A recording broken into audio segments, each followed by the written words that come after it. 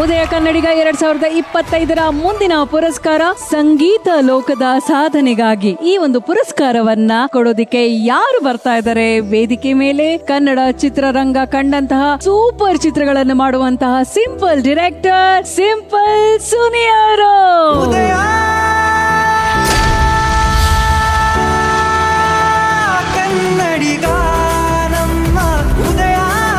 Okay, simple Suni ಅವರೇ, ಈಗ ಸಂಗೀತ ಕ್ಷೇತ್ರದ ಒಬ್ಬ ಸಾಧಕನಿಗಾಗಿ ಈ ಒಂದು ಪ್ರಶಸ್ತಿ.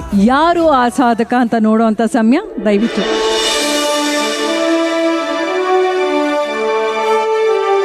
ಇವರು ಕರ್ನಾಟಕಕ್ಕೆ ಸೋತೆ ಅಂದಿರೋ ಮಾಯಾವಿ ಸಂಚಿತ್ ಹೆಗಡೆ.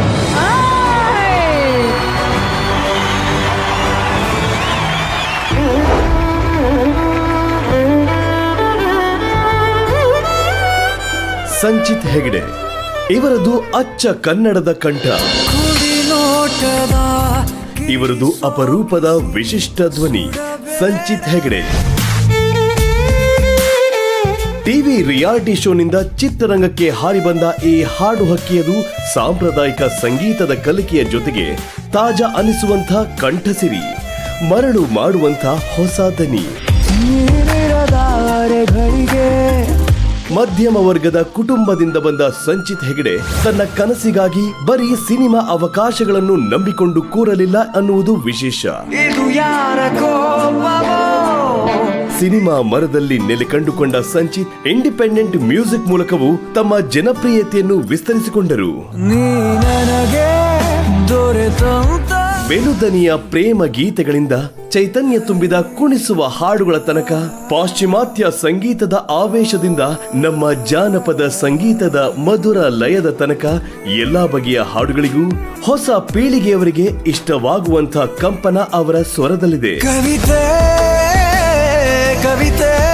ಭಾರವೆನಿಸದೆ ಭಾವಪೂರ್ಣವಾಗುವ, ಚೀರಾಡದೆ ಚೈತನ್ಯ ಪೂರ್ಣವಾಗುವ ವಿದ್ಯೆ ಸಂಚಿತ್ಗೆ ಗೊತ್ತಿದೆ. ಎಲ್ಲಕ್ಕಿಂತ ಮಿಗಿಲಾಗಿ ಅವರ ದನಿಯಲ್ಲೊಂದು ಸ್ವಂತಿಕೆ ಇದೆ.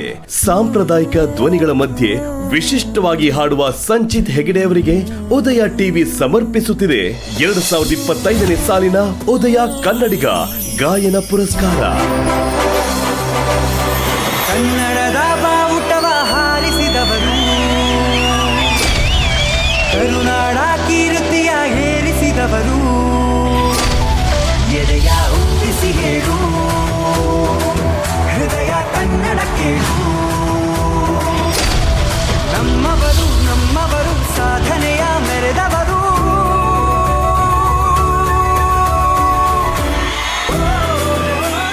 ಸಂಜಿತ್, ಕಂಗ್ರ್ಯಾಚುಲೇಷನ್ಸ್ ನಿಮಗೆ. ತುಂಬಾ ಖುಷಿ ಆಗ್ತಿದೆ. I am very happy. Thank you Udaya TV for this recognition and lot of incredible people have come on the stage today. ಹೌದು, I am just a small artist doing what I know how to do, but ತುಂಬಾ ಖುಷಿ ಆಗ್ತಾ ಇದೆ. Thank you. Okay, ನೀವು ಹಾಡ್ತಾ ಬೆಳೆದ್ರು ಅಥವಾ ಬೆಳೀತಾ ಹಾಡಿದ್ರು, ಅದು ತುಂಬಾನೇ ಹೇಳುತ್ತೆ. ಆದ್ರೆ ಒಂದಂತೂ ನಿಜ ನೋಡಿ, ಸಂಜಿತ್ ಅವರ ವಾಯ್ಸ್ ಅಂತಂದ್ರೆ ಎಲ್ಲಾ ಯೂತ್ಸ್ಗೆ ಸಖತ್ ಫೇವ್ರೆಟ್. ಅದು ಅದರಲ್ಲೂ ಕಾಲೇಜ್ ಸ್ಟೂಡೆಂಟ್ಸ್ಗೆ ನೀವು ಅಂತಂದ್ರೆ ಬೇರೆ ಲೆವೆಲ್ ಕ್ರೇಜೇ ಇದೆ. ಅದು ನೋಡಿ, ಕ್ರೇಜ್ ಅಂದ ತಕ್ಷಣ ಅಲ್ಲಿಂದ ಬಂತು. ನಿಮ್ಮ ಕಾಲೇಜ್ ಡೇಸ್ ಬಗ್ಗೆ ನಾವು ತಿಳ್ಕೊಳ್ಳುವಂತ ಕುತೂಹಲ. 4 ತಿಂಗಳು ಅಟೆಂಡ್ ಮಾಡಿದ್ರಿ? ಡ್ರಾಪ್ ಔಟ್ ಅಷ್ಟೇ. ಹೌದಾ? ನಂಗೆ ಸಿಕ್ಕಿಲ್ಲ ಕಾಲೇಜ್ ಹೋಗೋ ಭಾಗ್ಯ. ಓಕೆ, ಅಷ್ಟೇ college days. Did you miss your college days? Chance ಸಿಕ್ತ್ರೆ ಹೋಗ್ತಿದ್ದೆ, ನಾವು ಗೊತ್ತಿಲ್ಲ. ಓಕೆ, ಈಗ ಇನ್ನೊಂದು ಹೆಣ್ಣು ಮಕ್ಕಳಿಗೆ ಇರುವಂತ ಪ್ರಶ್ನೆ ಏನು ಅಂತಂದ್ರೆ, ಅಕಸ್ಮಾತ್ ನೀವೇನಾದ್ರೂ ಕಾಲೇಜ್ ಲೈಫ್ ನ ಕಂಟಿನ್ಯೂ ಮಾಡಿದ್ರೆ ನಿಮ್ಗೆ ಪಕ್ಕ ಒಂದು ಗರ್ಲ್ ಫ್ರೆಂಡ್ ಅಂತ ಇದ್ದಿರೋರು ಅಂತ ನಮ್ಮ ಹುಡುಗಿರಲ್ಲ, ನಾನಲ್ಲ, ಹುಡುಗಿರೆಲ್ಲ ಯೋಚನೆ ಮಾಡ್ತಿರ್ತಾರೆ ಅಲ್ವಾ? ಕಾಲೇಜ್ ಲೈಫ್ ನ ಕಂಟಿನ್ಯೂ ಮಾಡಿದ್ರೆ ಒಂದು ಗರ್ಲ್ ಫ್ರೆಂಡ್ ಇದ್ದಿರೋರು ಈಗ ಈ ಪಯಣದಲ್ಲಿ ಎಷ್ಟು ಜನ ಫ್ಯಾನ್ಸ್, ಹುಡುಗಿರೋ ಫ್ಯಾನ್ಸ್ ಇವ್ರಿಂದ ಇದ್ದಾರೆ ಅಲ್ವಾ?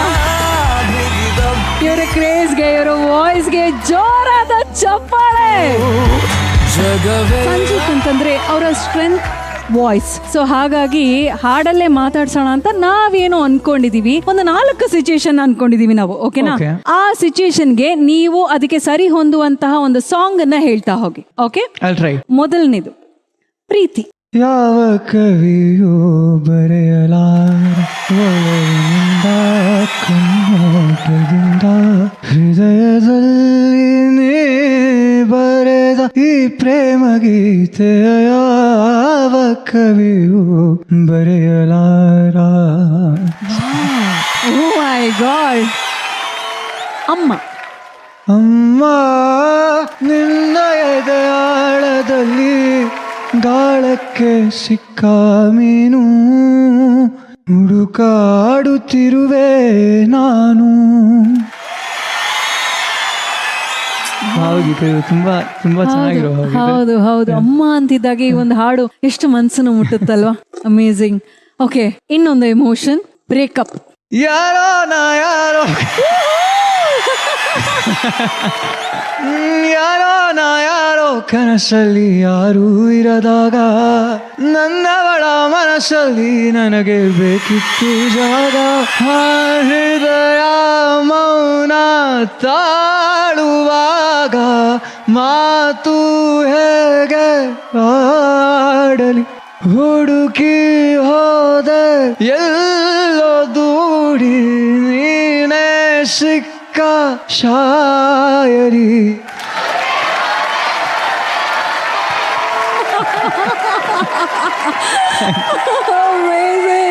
ಓಕೆ, ಲಾಸ್ಟ್ ತುಂಬಾ ಕಷ್ಟವಾಗಿದೆ ಇದು. ನಾನ್ ನಿಮ್ ಕಣ್ಮುಂದೆ ನಿಂತ್ಕೊಂಡಿದ್ದೀನಿ, ನನಗೋಸ್ಕರ ಒಂದು ಸಾಂಗ್. ನಿನ್ನೆ ತನಕ ಹಿಡಿಯದು ಪ್ರೇಮದ ಊರಿನ ದಾರಿ. ಕಂಡ ಒಡನೆ ಒಮ್ಮೆ ನಿನ್ನೇ ನಡೆಯುವ ಆಸೆಯು ನಾ ಜೊತೆ ಸೇರಿ. ಅಲ್ಲಿ ಮೈಲಿಗಳು ಇದ್ದ ಹಾಗೆ ಮುಂದೆ ಎಲ್ಲ ನೀನೇನೆ, ನಂದು ಅನ್ನೋದೆಲ್ಲ ನಿಂದೆ.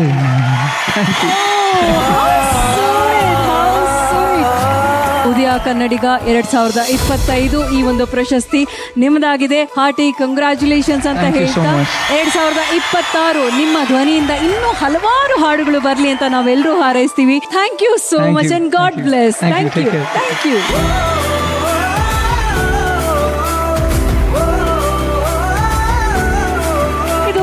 TV presents Udaya Kannadiga 2025 co-powered by Aachi chilli powder, special partner Mysore sandal soap ಮತ್ತು ಬೆನಕಾ ಗೋಲ್ಡ್. ನಿಮ್ಮ ನೆಮ್ಮದಿಯ ನಾಳೆಗಾಗಿ. ಮುಂದಿನ ಪುರಸ್ಕಾರ ಯಾರ ಪಾಲಾಗುತ್ತೆ ಅಂತ ನೋಡೋಣ. ಇವರು ಸಾಹಿತ್ಯ ಲೋಕ ಕಂಡಂತಹ ಶತಾಬ್ದಿ ರೈಟರ್. ಇವರ ಬರವಣಿಗೆ ಶೈಲಿಗೆ ಇಂಥದ್ದೇ ಏಜ್ ಗ್ರೂಪ್ ಅಂತ ಖಂಡಿತ ಇಲ್ಲ. ಯಾಕಂದ್ರೆ ಇವರ ಬರವಣಿಗೆಗೆ ಮನಸೋಲದವರೇ ಇಲ್ಲ.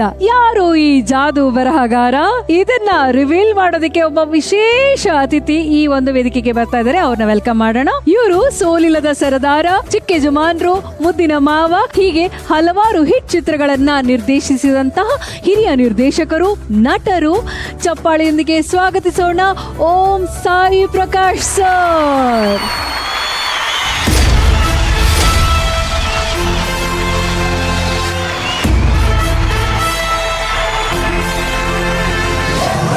ಸರ್, ಕನ್ನಡ ಚಿತ್ರರಂಗ ಕಂಡಂತಹ ಹಿರಿಯ ನಿರ್ದೇಶಕರು ನೀವು. ಉದಯ ಕನ್ನಡಿಗ 2025 ಈ ವೇದಿಕೆಗೆ ನೀವು ಬಂದಿದ್ದೀರಾ ಸರ್. ನಿಮ್ಗೆ ಎಷ್ಟು ಖುಷಿ ಆಗ್ತದೆ ಸರ್?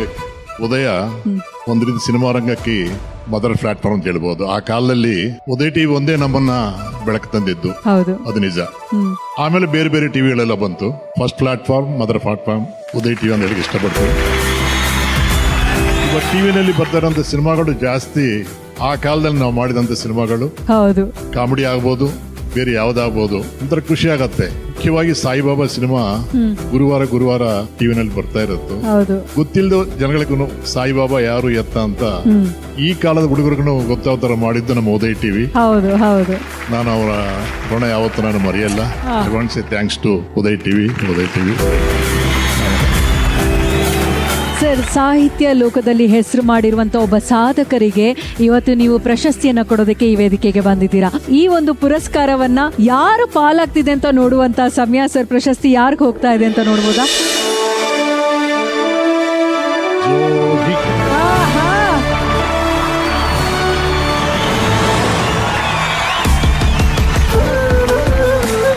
ಬರವಣಿಗೆ ಅಂದ್ರೆ ಇವರಿಗೆ ಹಬ್ಬ. ಇವರ ಬರವಣಿಗೆ ಓದುಗರಿಗೆ ಹಬ್ಬ.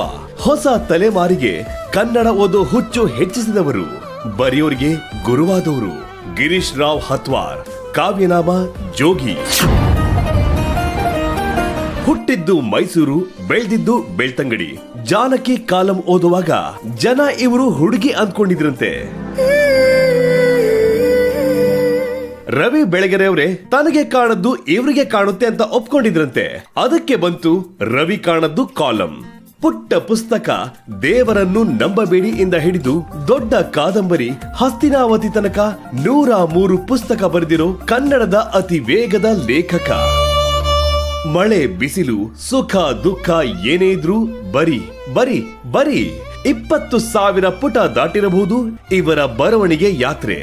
ಜೊತೆಗೆ ಸಿನಿಮಾ ಸೀರಿಯಲ್ ಸಾವಾಸ ಟಾನಿಕ್ ಮಾತ್ರೆ. ಅಕ್ಷರ ಯೋಗಿ ಜೋಗಿಯವರಿಗೆ ಉದಯ ಟಿವಿ ಹೆಮ್ಮೆಯಿಂದ ಸಮರ್ಪಿಸುತ್ತಿದೆ 2025ನೇ ಸಾಲಿನ ಉದಯ ಕನ್ನಡಿಗ ಸಾಹಿತಿ ಪುರಸ್ಕಾರ. ಉದಯ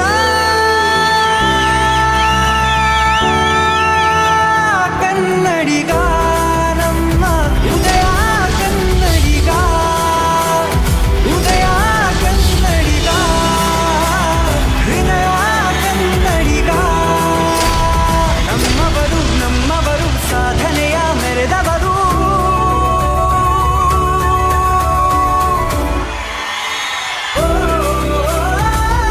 ನನಗೆ ಸಾಯಿ ಪ್ರಕಾಶ್ ಅವರು ಬಹಳ ವರ್ಷಗಳಿಂದ ಪರಿಚಯ. ಅವರ 100 ಸಿನಿಮಾಗಳಲ್ಲಿ ಒಂದು 50 ಸಿನಿಮಾಕ್ಕಾದ್ರೂ ನಾನು ವಿಮರ್ಶೆ ಬರೆದಿದ್ದೀನಿ, ಮೆಚ್ಕೊಂಡಿದ್ದೀನಿ, ಟೀಕೆ ಮಾಡಿದ್ದೀನಿ. ಬಟ್ ಅವ್ರು ಯಾವತ್ತೂ ಬಂದು ಕೇಳಲಿಲ್ಲ ಯಾಕೆ ಹಿಂಗ್ ಮಾಡಿದ್ರಿ ಅಂತ. ಮುಖ್ಯವಾಗಿ ಅಲ್ಲಿಂದ ಬಂದು ಕನ್ನಡ ಕಲ್ತಿದ್ದಾರೆ, ಕನ್ನಡವನ್ನು ಬಹಳ ಸೊಗಸಾಗಿ ಮಾತಾಡ್ತಾರೆ. ಹೀಗಾಗಿ ಸರ್ ನಮಸ್ಕಾರ, ಥ್ಯಾಂಕ್ ಯು. ನಿಮ್ಮ ಹತ್ರ ತಗೊಳ್ತಿರೋದು ಬಹಳ ಸಂತೋಷದ ಸಂಗತಿ. ನಮ್ಗೆ ಖುಷಿ ಆಗತ್ತೆ. ನನಗೆ ನೀವು 100 ಸಿನಿಮಾಗಳನ್ನು ನಿರ್ದೇಶನ ಮಾಡಿದಾಗ ಬಹಳ ಹೆಮ್ಮೆ ಅನಿಸಿತ್ತು. ಬಹಳ ಶಾರ್ಟ್ ಸ್ಪ್ಯಾನ್ ಅಲ್ಲಿ 100 ಸಿನಿಮಾ ಮಾಡೋದಕ್ಕೆ. ಈಗ 100 ಸಿನಿಮಾ ಮಾಡೋಕ್ಕಾಗಲ್ಲ, ಯಾಕಂದ್ರೆ ಒಂದು ಸಿನಿಮಾ 4 ವರ್ಷ ಮಾಡ್ತಾರೆ. 400 ವರ್ಷ ಬದುಕಬೇಕು ಸಿನಿಮಾ ಮಾಡಬೇಕಿದೆ. ನಮ್ಮ ಜೋಗಿ ಸರ್ ಬಗ್ಗೆ ನಿಮ್ಮ ಮಾತುಗಳು ಸರ್. ರವಿ ಕಾರಣಕಡ ಕವಿಕಾಂತ ಅಂತ ಹೇಳ್ತಾರಲ್ವಾ, ನಿಜವಾಗ್ಲೂ ಜೋಗಿ ಅವರ ಶ್ರಮ, ಅವ್ರ ಸಾಧನೆ ಸಾಮಾನ್ಯ ಅಲ್ಲ. ಯಾಕಂದ್ರೆ ಒಬ್ಬ ಡೈರೆಕ್ಟರ್ಗೆ ಬ್ಯಾಕ್ ಗ್ರೌಂಡ್ ಆಗಿರೋದು writing team, we always respect. ಮೇಲೆ ಬರೋದ ಕಾರಣ writing team always we respect. ನಮ್ಮ ಕಾರ್ಯಕ್ರಮಕ್ಕೆ ಬಂದು ನಮ್ಮ ಜೊತೆಲಿದ್ದು ಈ ಒಂದು ಅವಾರ್ಡ್ನ ಜೋಗಿ ಸರ್ಗೆ ನಿಮ್ಮ ಕಡೆಯಿಂದ ಕೊಟ್ಟಿದ್ದೀರಾ. ತುಂಬಾ ಖುಷಿ ಆಯ್ತು sir, thank you so much sir. ಸಿನಿಮಾಗಳು ಯಾವಾಗ ರಿಲೀಸ್ ಆಗುತ್ತೋ ಅಂತ ನಾವೆಲ್ಲರೂ ಕಾಯೋ ತರ ನಿಮ್ಮ ಬುಕ್ಸ್ ಯಾವಾಗ ರಿಲೀಸ್ ಆಗುತ್ತೆ ಅನ್ನೋ ಎಕ್ಸೈಟ್ಮೆಂಟ್ ನಮ್ಗೆ ಯಾವಾಗ್ಲೂ ಇರುತ್ತೆ ಸರ್. ಅಂತ ಎಕ್ಸೈಟ್ಮೆಂಟ್ ನ ಸೃಷ್ಟಿ ಮಾಡಿರುವಂತ ಸೆಲೆಬ್ರಿಟಿ ರೈಟರ್ ನೀವು ಸರ್. ಆಕ್ಚುಲಿ ಏನು ಅಂತಂದ್ರೆ ಎಲ್ಲಾ ಕ್ಷೇತ್ರದ ಸಾಧಕರ ಬಗ್ಗೆ ನಮ್ ಟೀಮ್ ಅವರೆಲ್ಲ ರಿಸರ್ಚ್ ಮಾಡ್ತಾ ಬಂದ್ರು. ರಿಸರ್ಚ್ ಮಾಡ್ಬೇಕಾದ್ರೆ ನೀವು 100 ಬುಕ್ಸ್ ನ ಬರ್ದಿದ್ರಿ ಸರ್. ಶೂಟ್ ಡೇಟ್ ಅನೌನ್ಸ್ ಆದಾಗ ಇನ್ನು 3 ಬುಕ್ ಎಕ್ಸ್ಟ್ರಾ ಬರ್ದಿದ್ದೀರಾ. ಈಗ ಈವೆಂಟ್ ಟೆಲಿಕಾಸ್ಟ್ ಆಗೋ ಟೈಮ್ ಅಲ್ಲಿ ಇನ್ನೊಂದಷ್ಟು ಬುಕ್ಸ್ ಗಳು ರಿಲೀಸ್ ಆಗೋದಿದ್ರೆ ಹೇಳ್ಬಿಡಿ ಸರ್, ನಂಬರ್ಸ್ ನಾವು ಸರಿ ಮಾಡ್ಕೊಂಡ್ ಬಿಡ್ತೀವಿ. ಇಲ್ಲ, ಈಗ 105 ಆಗಿದೆ, ಬಟ್ ಇದು ನೀವು ರಿಲೀಸ್ ಮಾಡೋ ಹೊತ್ತಿಗೆ 107 ಆಗಿರುತ್ತೆ. ಅಂದ್ರೆ ಆ 2 ಬುಕ್ ನಾನು ಬರ್ದಿದ್ದಲ್ಲ, 2 ಬುಕ್ ಅನ್ನ ಎಡಿಟ್ ಮಾಡಿದ್ದೇನೆ ಸರ್. ಎಷ್ಟು ಖುಷಿ ಆಗುತ್ತೆ ಸರ್. ಈ ಒಂದು ವೃತ್ತಿ ಇದು ನಿಮ್ಮ ವೃತ್ತಿ ಅಲ್ಲ ಸರ್? ವೃತ್ತಿ ಅಲ್ಲ, ಇದು ಹವ್ಯಾಸ. ನಾನು ವೃತ್ತಿಯಾಗಿ ಜರ್ನಲಿಸಂ ಮಾಡ್ತೀನಿ. ನಾನು ಒಂದು ಪತ್ರಿಕೆ ಕನ್ನಡಪ್ರಭದಲ್ಲಿ ಪುರವಣಿ ಸಂಪಾದಕನಾಗಿ ಕೆಲಸ ಮಾಡ್ತಾ ಇದ್ದೀನಿ. ಬಟ್ ನನ್ನ ಹವ್ಯಾಸವಾಗಿ ನಾನು ಕತೆ ಕಾದಂಬರಿಗಳನ್ನ ಬರೀತೀನಿ. 2 ಕಾರಣ. ಒಂದೇನಂದ್ರೆ ಕತೆ ಕಾದಂಬರಿ ಬರೆದ್ರೆ ಹೊಟ್ಟೆ ತುಂಬಿಸುವಷ್ಟು ದುಡ್ಡು ಬರಲ್ಲ, ಫುಲ್ ಟೈಮ್ ಬರೀತಿರಕ್ಕಾಗಲ್ಲ. ಅಂದ್ರೆ ಕನ್ನಡದಲ್ಲಿ ಬರೀತಿದ್ದಂತ ಎಲ್ಲಾ ಲೇಖಕರು, ಬಹುತೇಕ ಲೇಖಕರು ಬೇರೆ ವೃತ್ತಿ ಮಾಡ್ಕೊಂಡೆ ಇದನ್ನು ಮಾಡಿ. So writing cannot be A profession here unless it's A television writing. ಅಂದ್ರೆ ಟೆಲಿವಿಷನ್ಗೆ ಸೀರಿಯಲ್ಗೆಲ್ಲ ಬರೆದ್ರೆ ಬದುಕಬಹುದು. ಬಟ್ ಒಂದು ನಿಜ ಹೇಳ್ಬೇಕಂದ್ರೆ ನಾನು ಬರೆದಿದ್ರಲ್ಲಿ ಪ್ರಿಂಟ್ ಮಾಡಿರೋದು 20% ಮಾತ್ರ. ಅಂದ್ರೆ ಒಂದು ಪ್ರೊಫೆಷನ್ ಅನ್ನ ನಾನು ಚೆನ್ನಾಗಿ ಮಾಡಬೇಕು ಅಂತ ಹೇಳುವ ಕಾರಣಕ್ಕೆ ದಿನ ಒಂದಷ್ಟು ಪೇಜ್ ಬರೀತಾ ಇರ್ತೀನಿ. ಅದರಲ್ಲಿ ಆಯ್ದು ಕೆಲವನ್ನ ಪ್ರಿಂಟ್ ಮಾಡ್ತೀನಿ, ಉಳಿದಿದ್ದು ಹಂಗೆ ಇರುತ್ತೆ ಸರ್. ಕೆಲವೊಂದನ್ನ ಪ್ರಿಂಟ್ ಮಾಡಿರೋದಕ್ಕೆ 105 ಬುಕ್ಸ್ಗಳು. ಇನ್ ಮಿಕ್ಕಿದ್ದೆಲ್ಲ ಅಂದ್ರೆ ಇನ್ನು ಎಷ್ಟು ಲೆಕ್ಕ ಸಿಗುತ್ತೆ ಸರ್? ಜಾಸ್ತಿ ಆಗ್ತಾ ಇತ್ತು, ಬಟ್ ಓದುಗರು ಕಡಿಮೆ ಆಗ್ತಾ ಇತ್ತು. ಸರ್, ಒಂದು ಪ್ರಶ್ನೆ. ಈಗ ನೀವು ಪುಸ್ತಕಗಳನ್ನ ಈಗ ಪೆನ್ ನಲ್ಲಿ ಬರಿತೀರಾ ಅಥವಾ ಲ್ಯಾಪ್ಟಾಪ್ ಅಲ್ಲಿ ನೀವು ಟೈಪ್ ಮಾಡ್ತಾ ಹೋಗ್ತೀರಾ ಸರ್? ಇಲ್ಲ, ನಾನು ಬಹಳ ವರ್ಷಗಳಿಂದ ಲ್ಯಾಪ್ಟಾಪ್ ಅಲ್ಲೇ ಟೈಪ್ ಮಾಡ್ತೀನಿ. ಪೆನ್ ನಲ್ಲಿ ಚೆಕ್ಕಿಗೆ ಸೈನ್ ಮಾಡೋದು ಬಿಟ್ರೆ ಬೇರೆ ಏನು ಮಾಡೋದು. ನಾನೊಂದು ಕಾದಂಬರಿ ಬರೆದಿದ್ದೆ. ಆ ಕಾದಂಬರಿ ಮಾಯಾ ಕಿನ್ನರಿ ಅಂತ. ನಾನು ಸಾಮಾನ್ಯವಾಗಿ ಏನು ಮಾಡ್ತೀನಿ ಅಂದರೆ ರಿಲೀಸ್ ಡೇಟನ್ನು ಅನೌನ್ಸ್ ಮಾಡಿ ಆಹ್ವಾನ ಪತ್ರಿಕೆ ಪ್ರಿಂಟ್ ಮಾಡಿ ಕವರ್ ಪೇಜ್ ಮಾಡಿಸಿ ಆನಂತರ ಬರೀಲಿ ಕೂತ್ಕೋತೀನಿ. ಈ ಮಧ್ಯೆ ಇದೆಲ್ಲ ಡಿಸ್ಟರ್ಬೆನ್ಸ್ ಆಗಬಾರ್ದು ಅಂತ ಆ ಕಾದಂಬರಿಯನ್ನು ಸುಮಾರು 90% ಮುಗಿಸಿದ್ದೆ. ಆಗ ನನ್ನ ಕಂಪ್ಯೂಟರ್ ಕ್ರ್ಯಾಶ್ ಆಗೋಯ್ತು, ಇಡೀ ಕಾದಂಬರಿ ನಾಶ ಆಗೋಯ್ತು. Then I wrote it in another 4 days. ಆಡಿಯನ್ಸ್ಗೆ ಏನ್ ಬೇಕು ಅನ್ನುವಂತ ಒಂದು ಪಲ್ಸ್ ನ ಅದ್ ಹೇಗೆ ಕಂಡುಹಿಡ್ಕೊಂಡಿದ್ದೀರಾ ನೀವು? ನಾನು ರೀಡರ್ ಬೇಸಿಕಲಿ. ವಯಾನಕೆ ಅಂತ ನಮ್ಮ ಸಂಪಾದಕರಿದ್ದರು, ಅವ್ರು ಹೇಳ್ತಿದ್ರು ನಿನಗೆ ರೀಡರ್ಸ್ ನ ಪಲ್ಸ್ ಗೊತ್ತಾಗದೆ ಇದ್ದ ದಿನ ನೀನು ಸೋತ ಲೇಖಕ ಆಗ್ತೀಯ ಅಂತ. ಹೀಗಾಗಿ ಒಂದು ಲ್ಯಾಂಗ್ವೇಜ್, ಈಗ ಇವತ್ತಿನ ಹುಡುಗರು ಬಳಸುವಂತ, ಮಾತಾಡುವಂತ, ಉಪಯೋಗಿಸುವಂತ, ಅವ್ರಿಗೆ ಅರ್ಥ ಆಗುವಂತ ಭಾಷೆ ಇದೆಯಲ್ಲ, ಆ ಭಾಷೆಯಲ್ಲಿ ಬರಿಬೇಕು. ಎರಡನೇದ್ದು ಅವರ ಕನಸುಗಳೇನು ಅಂತ ತಿಳ್ಕೋಬೇಕು. ಯೂತ್ಗಳ ಜೊತೆ ಓಡಾಡ್ತಿದ್ರೆ ನಿಮ್ಗೆ ಇವತ್ತಿನ ಜಾಯಮಾನ ಗೊತ್ತಾಗುತ್ತೆ, ಮನಸ್ಥಿತಿ ಗೊತ್ತಾಗುತ್ತೆ. ಅದನ್ನು ಬರೆದಾಗ ಅವ್ರಿಗೆ ಹತ್ರ ಆಗುತ್ತೆ. ಬಿಕಾಸ್ ನನ್ನೊಂದು ಬುಕ್ ಇದೆ, ಐ ಹೇಟ್ ಮೈ ವೈಫ್ ಅಂತ. ಎಲ್ಲ ಹೆಣ್ಮಕ್ಳು ಓದಿರುವಂತ ಪುಸ್ತಕ ಅದು. ಬಹುತೇಕ ಹೆಣ್ಮಕ್ಳಿಗೆ ಬಹಳ ಇಷ್ಟ ಅದು. ಅದು ಯಾಕೆ ಓದ್ತಾರೆ ಅಂದ್ರೆ ಅವರಿಗೆ ಐ ಹೇಟ್ ಮೈ ವೈಫ್ ಅಂದ್ರೆ ತನ್ನ ಗಂಡ ತನ್ನನ್ನು ಯಾಕೆ ಹೇಟ್ ಮಾಡ್ತಾನೆ ಅಂತ ಅದನ್ನ ಓದಿದ್ಮೇಲೆ ಗೊತ್ತಾಗತ್ತೆ. ನಿಮ್ಮ ಬುಕ್ ಅಲ್ಲಿ ಕಾಂಟೆಂಟ್ ಜೊತೆಗೆ ಅದಕ್ಕಿಡುವಂತ ಟೈಟಲ್ ಗಳಿದೆಯಲ್ಲ, ಅದ್ರಲ್ಲಿ ಒಂದು ವಿರೋಧ ಭಕ್ತಿ ಇರುತ್ತೆ. ಐ ಹೇಟ್ ಮೈ ವೈಫ್ ನೀವ್ ಹೇಳಿದ್ರಿ, ದೇವ್ರನ್ನ ನಂಬೇಡಿ, ಆಮೇಲೆ ಪ್ರೀತ್ಸೋರ್ನ ಕೊಂದ್ಬಿಡಿ, 100ನೇ ಬುಕ್ ಸರ್ ಇಳಂಗೋವನ್. ಈ ಟೈಟಲ್ ಗಳ ಹಿಂದೆ ಇರುವಂತ ಸೀಕ್ರೆಟ್ ಏನು ಸರ್? ಈಗ ದೇವರನ್ನು ನಂಬಬೇಡಿ ಒಂದು ಹೇಳ್ತೇನೆ. ನಾನೇನ್ ಹೇಳ್ತೀನಿ ಅಂದ್ರೆ, ನೀವು ದೇವರನ್ನು ನಂಬಬೇಡಿ, ದೇವರು ನಿಮ್ಮನ್ನು ನಂಬುವಂತೆ ಬದುಕಿ. ಸೇಮು, ಆದ್ರೆ ಅದನ್ನ ಬೇರೆ ತರ ಹೇಳಿದೆ ಸರ್. ನೀವು ತುಂಬಾ ಫೇಮಸ್ ಇರೋದು ನಿಮ್ಮ 1 ಲೈನರ್ಗಳಿಗೆ ಸರ್. ಈಗ ನಾನು ಒಂದಷ್ಟು ಪದಗಳನ್ನ ಹೇಳ್ತಾ ಹೋಗ್ತೀನಿ, ನಿಮ್ಮ 1 ಲೈನ್ ಡೆಫಿನೇಷನ್ ನಮ್ಗೆ ಹೇಳ್ಬಿಡಿ ಸರ್. ಸರ್, ಮೊದಲನೇ ಪದ ಟ್ರೈ ಮಾಡ್ತೇನೆ. ಸುತ್ತಾಟ. ಮನೆಯಿಂದ ಆಫೀಸ್ಗೆ ಹೋಗೋದು ಕೂಡ ಒಂದು ಪ್ರವಾಸ ಅಂತ. ಅಂದ್ರೆ ಸುತ್ತಾಟದಲ್ಲಿ ಸಿಗುವಷ್ಟು ದೊಡ್ಡ ಸಂತೋಷ ಎಲ್ಲೂ ಸಿಗಲ್ಲ. ಹೀಗಾಗಿ ನಾನು I never miss a chance to roam around. ಅದ್ ನೀವು ಬೆಂಗಳೂರಲ್ಲಂತೂ ಮನೆಯಿಂದ ಆಫೀಸ್ಗೆ ಹೋಗ್ತಾ ಇದ್ರೆ ಇಡೀ ರಸ್ತೆಯಲ್ಲಿ ಹೂಗಳು, ಇನ್ನೊಂದು ತಿಂಗಳಲ್ಲಿ ಹೂ ಹೊರಳತ್ತೆ. ಇಡೀ ಬೆಂಗಳೂರು ಬಹಳ ವಿಶಿಷ್ಟವಾಗಿ ಕಾಣಿಸುತ್ತೆ. ಹೌದು. ಹೀಗಾಗಿ ಸುತ್ತಾಟ ನಂಗೆ ಬಹಳ ಇಷ್ಟ. ಯೌವನ. ಯೌವನ ಅಂದ್ರೆ ಈಗ ಸದ್ಯ ನಾನು ಕಳ್ಕೊಂಡಿರೋದು. I am 60 now. I am a senior citizen. You don't look like sir. Okay. ಪ್ರೀತಿ. ಹಲವು ವಿಧ, ಹಲವು ಬಗೆ, ಅದನ್ನ ಹುಡುಕಾಟದಲ್ಲಿ ಇಡೀ ಜೀವನ ಕಳೆದು ಬಿಡ್ತೀವಿ. ನಿಜವಾದ ಪ್ರೀತಿ ಎಲ್ಲಿರುತ್ತೆ ಗೊತ್ತಿಲ್ಲ, ಯಾರಿಂದ ಬರುತ್ತೆ ಗೊತ್ತಿಲ್ಲ. ನಾವು ಪ್ರೀತಿಸ್ತೀನಿ ಅಂದ್ಕೊಂಡಿರ್ತೀವಿ, ಅದು ಪ್ರೀತಿ ಆಗಿರಲ್ಲ. ಎಷ್ಟೋ ಸಲ ಆಕರ್ಷಣೆ ಆಗಿರುತ್ತೆ, ಸ್ವಾರ್ಥವಾಗಿರುತ್ತೆ, ಅಥವಾ ಅನುಮಾನವಾಗಿರುತ್ತೆ. ನಿಜವಾದ ಪ್ರೀತಿ ಇರುತ್ತಲ್ಲ, ಅದು ಬಹಳ ಗುಪ್ತವಾಗಿರುತ್ತೆ. The real love is always secret. ಹೆಂಡತಿ ಸರ್. ನನ್ನ ಹೆಸರಿನ ಫಸ್ಟ್ ಹಾಫ್ ಅಂದ್ರೆ ನನ್ನ ಜೋಗಿ ಅಂತ ಇದೆಯಲ್ಲ, ನನ್ನ ಹೆಸರು ಗಿರೀಶ್, ನನ್ನ ಹೆಂಡತಿ ಹೆಸರು ಜ್ಯೋತಿ. ಸೊ ಜೋಗಿ ಆಗಿದ್ದು ಅವಳಿಂದಾಗಿ. ಹಂಗಾಗಿ ಹೆಂಡತಿ ಅಂದ್ರೆ ನನ್ನ ಹೆಸರಿನ ಮೊದಲ ಅರ್ಧ ಅಂತ ನಾನು. Super sir, super. ಮದ್ಯಪ್ರಿಯರು. ಮದ್ಯಪ್ರಿಯರು ಈ ನಾಡಿನ ಆದಾಯವನ್ನು ಹೆಚ್ಚಿಸುವಂತ ವ್ಯಕ್ತಿಗಳು.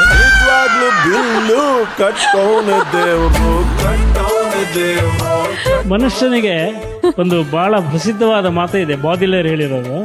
ಮನುಷ್ಯ ಯಾವಾಗಲೂ ಕುಡಿದ ಸ್ಥಿತಿಯಲ್ಲಿ ಇರ್ಬೇಕಂತ. ಯಾವುದನ್ನಂದ್ರೆ ಒಂದು ಕಾವ್ಯ, ಒಂದು ರುಜುತ್ವ, ಇನ್ನೊಂದು ಮದ್ಯ. ಈ ಮೂರರಲ್ಲಿ ಒಂದನ್ನ ಅಂದ್ರೆ ಸ್ವಲ್ಪ ಅಮಲಲ್ಲಿ ಇರ್ಬೇಕು ಅಂತ. ಅದು ನಿಮ್ಮ ಆಯ್ಕೆ, ಯಾವ್ದು ಬೇಕಾದ್ರೂ ಮಾಡ್ಕೋಬಹುದು. ಕೊನೆಯ ಪದ ಉದಯವಾಹಿನಿ. ಕವಿಗಳು ಬದಲಾಯಿಸಿದ್ದಾರೆ. ಉದಯವಾಯಿತು ನಮ್ಮ ಚೆಲುವ ಕನ್ನಡ. ಉದಯ ಆಗುವ ಮುಂಚೆ ಅದು ಉದಯವಾಗಲೇ ಇತ್ತು, ಆಮೇಲೆ ಉದಯವಾಯಿತು ಅಂತೇಳಿ. ನನಗೂ ಉದಯಕ್ಕೂ ಬಹಳ ಹತ್ತಿರದ ನಂಟಿದೆ. ನಾನು ಹಲವು ಸೀರಿಯಲ್ಗಳಿಗೆ ಸಂಭಾಷಣೆ ಬರೆದಿದ್ದೀನಿ. ಆಮೇಲೆ ನನ್ನ ಮೆಚ್ಚಿನ ಸಿನಿಮಾಗಳನ್ನ ನೋಡಿದ್ದೀನಿ ಉದಯ ಚಾನೆಲ್ ಅಲ್ಲಿ. ನಾನು ಹಲವರು ಗೆಳೆಯರು ಕೆಲಸ ಮಾಡಿದ್ದಾರೆ. ಹಳೆಯ ಒಡನಾಟ ಇದೆ. It's like my old girlfriend. Okay sir, thank you so much. Thank you Shweta ಅವರೇ. ನೀವು ನಮ್ಮ ಕಾರ್ಯಕ್ರಮಕ್ಕೆ ಬಂದಿದ್ದು ನಮ್ಗೆ ತುಂಬಾನೇ ಖುಷಿ ಆಯ್ತು. ನಿಮ್ಮ ಬರವಣಿಗೆಯ ಸ್ಪೀಡ್ ಇದೇ ತರ ಇರಲಿ ಸರ್. ಇನ್ನಷ್ಟು ಒಳ್ಳೊಳ್ಳೆ ಪುಸ್ತಕಗಳನ್ನ ಓದುವಂತ ಭಾಗ್ಯ ನಮಗ್ ಸಿಗ್ಲಿ ಅಂತ ನಾವು ಕೇಳ್ಕೊಳ್ತೀವಿ sir. Thank you so much sir. Thank you.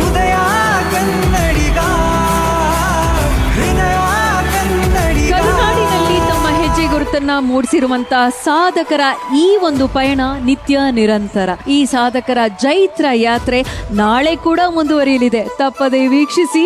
ಇದು Udaya TV presents Udaya Kannadiga 2025, co-powered by Aachi's chilli powder, special partner Mysore sandal soap ಮತ್ತು ಬೆನಕಾ ಗೋಲ್ಡ್. ನಿಮ್ಮ ನೆಮ್ಮದಿಯ ನಾಳೆಗಾಗಿ ನಾಳೆ ಸಂಜೆ 6 ಗಂಟೆಗೆ ನಿಮ್ಮ ನೆಚ್ಚಿನ ಉದಯ ಟಿವಿಯಲ್ಲಿ ಮತ್ತೆ ಸಿಗೋಣ. ನಮಸ್ಕಾರ, ಶುಭರಾತ್ರಿ. ಕನ್ನಡಿಗ